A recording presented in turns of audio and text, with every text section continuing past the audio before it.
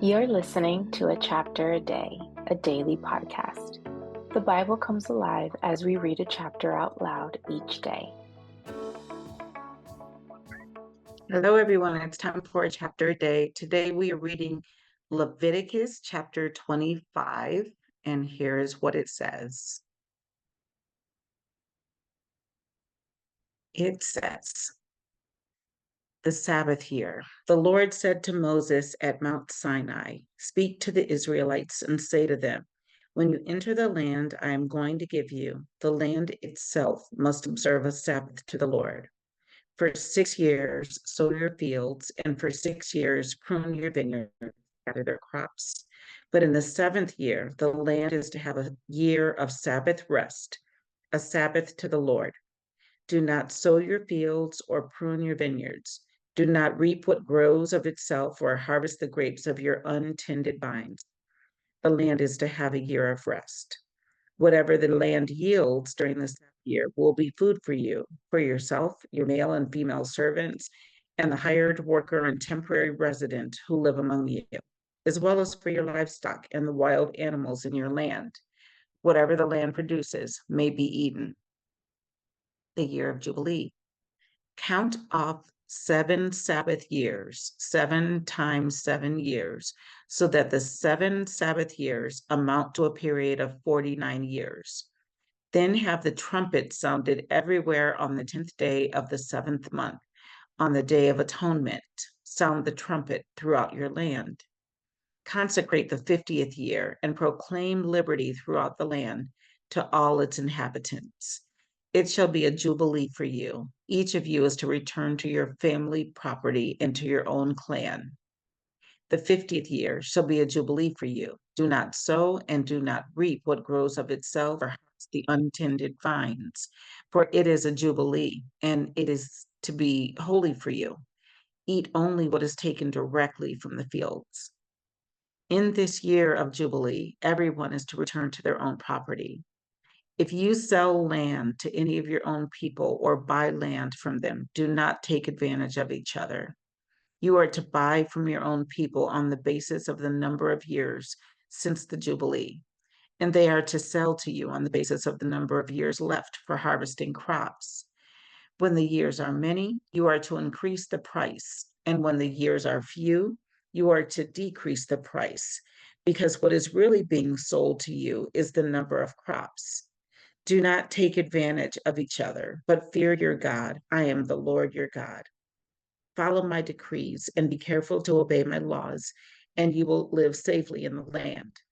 Then the land will yield its fruit, and you will eat your fill and live there in safety. You may ask, what will we eat in the seventh year if we do not plant or harvest our crops? I will send you such a blessing in sixth year that the land will yield enough for 3 years. While you plant during the eighth year, you will eat from the old crop and will continue to eat from it until the harvest of the ninth year comes in. The land must not be sold permanently because the land is mine, and you reside in my land as foreigners and strangers.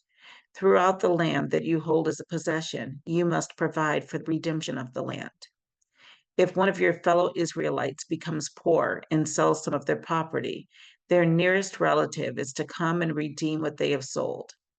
If, however, there is no one to redeem it for them, but later on they prosper and acquire sufficient means to redeem it themselves, they are to determine the value for the year since they sold it and refund the balance to the one to whom they sold it. They can then go back to their own property. But if they do not acquire the means to repay, what was sold will remain in the possession of the buyer until the year of Jubilee. It will be returned in the Jubilee, and they can then go back to their property. Anyone who sells a house in a walled city retains the right of redemption a full year after its sale. During that time, the seller may redeem it. If it is not redeemed before a full year has passed, the house in the wall shall belong permanently to the buyer and the buyer's descendants. It is not to be returned in the Jubilee. But houses in villages without walls around them are to be considered as belonging to the open country. They can be redeemed, and they are to be returned in the Jubilee. The Levites always have the right to redeem their houses in the Levitical towns which they possess. So the property of the Levites is redeemable. That is, a house sold in any town they hold and is to be returned in the Jubilee because the houses in the towns of the Levites are their property among the Israelites. But the pasture land belonging to the towns must not be sold. It is their permanent possession. If any of your fellow Israelites become poor and are unable to support themselves among you, help them as you would a foreigner and stranger, so they can continue to live among you. Do not take interest or any profit from them, but fear your God, so that they may continue to live among you. You must not lend them money at interest or sell them food at a profit. I am the Lord your God, who brought you out of Egypt to give you the land of Canaan and to be your God. If any of your fellow Israelites become poor and sell themselves to you, do not make them work as slaves. They are to be treated as hired workers or temporary residents among you. They are to work for you until the year of Jubilee. Then they and their children are to be released, and they will go back to their own clans and to the property of their ancestors.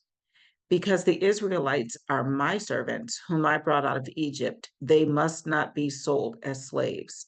Do not rule over them ruthlessly, but fear your God. Your male and female slaves are to come from the nations around you. From them you may buy slaves. You may also buy some of the temporary residents living among you and members of their clans born in your country, and they will become your property. You can bequeath them to your children as inherited property and can make them slaves for life, but you must never rule over your fellow Israelites ruthlessly. If a foreigner residing among you becomes rich and any of your fellow Israelites become poor and sell themselves to the foreigner or to a member of the foreigner's clan, they retain the right of redemption after they have sold themselves. One of their relatives may redeem them. An uncle or a cousin or any blood relative in their clan may redeem them. Or if they prosper, they may redeem themselves. They and their buyer are to count the time from the year they sold themselves up to the year of Jubilee. The price for their release is to be based on the rate paid to a hired worker for that number of years. If many years remain, they must pay for their redemption a larger share of the price paid for them. If only a few years remain until the year of Jubilee, they are to compute that and pay for their redemption accordingly. They are to be treated as workers hired from year to year. You must see to it that those to whom they owe service do not rule over them ruthlessly. Even if someone is not redeemed in any of these ways, they and their children are to be released in the year of Jubilee, for the Israelites belong to me as servants. They are my servants, whom I brought out of Egypt. I am the Lord your God. And that was Leviticus chapter 25. See you tomorrow for a chapter a day.